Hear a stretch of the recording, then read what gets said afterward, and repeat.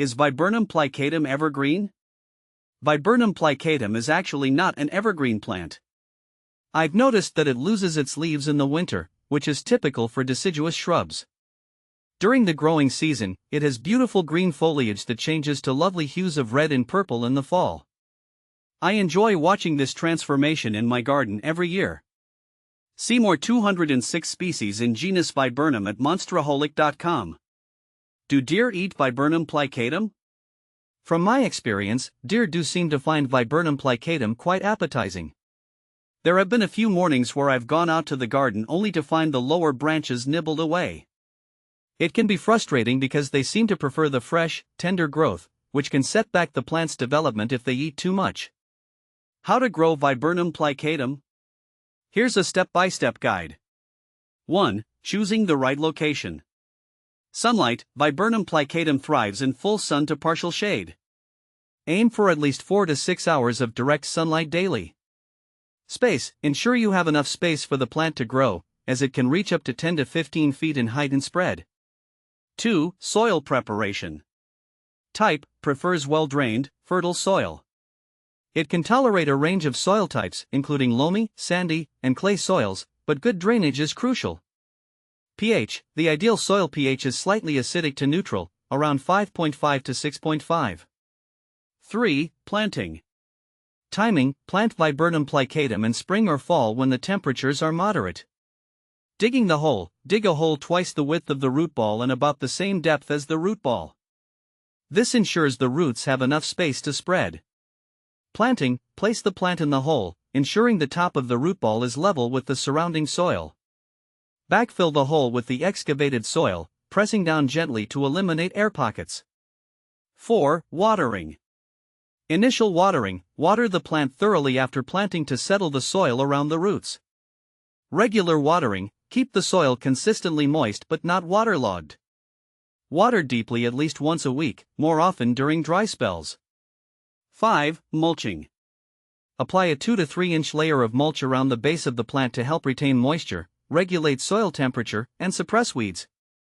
Keep mulch a few inches away from the trunk to prevent rot. 6. Fertilizing. Timing. Fertilize in early spring before new growth begins.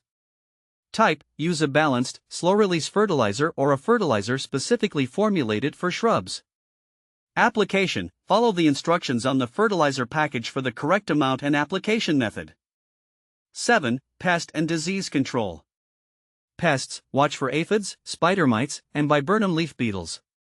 Treat infestations promptly with insecticidal soap or horticultural oil.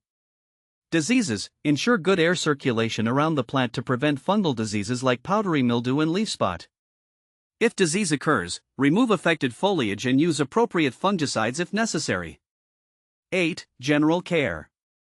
Monitoring. Regularly check the plant for signs of stress, disease, or pests.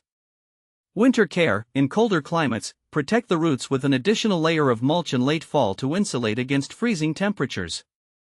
How to prune Viburnum plicatum? Pruning Viburnum plicatum has become a bit of a ritual for me. I usually do it right after the plant finishes flowering, around late spring or early summer. I focus on removing any dead or crossing branches to maintain a nice shape and encourage healthy growth. It's important not to prune too late in the season because that can affect next year's blooms. Is Viburnum plicatum poisonous to dogs? I was concerned about whether Viburnum plicatum might be poisonous to dogs since I have a curious pup that loves exploring the garden. After doing some research, I found out that it's generally considered non-toxic to dogs. However, I still keep an eye on my dog to make sure she doesn't chew on the plants too much, just to be safe. When to prune Viburnum plicatum? Timing is crucial when it comes to pruning Viburnum plicatum. I usually prune it right after it flowers, which is typically in late spring or early summer. This timing helps ensure that I don't cut off the buds that will produce the next year's flowers. Pruning too late in the season can interfere with the plant's blooming cycle, which is something I've learned to avoid. Where does Viburnum plicatum grow? Viburnum plicatum grows quite well in my area, which has a temperate climate.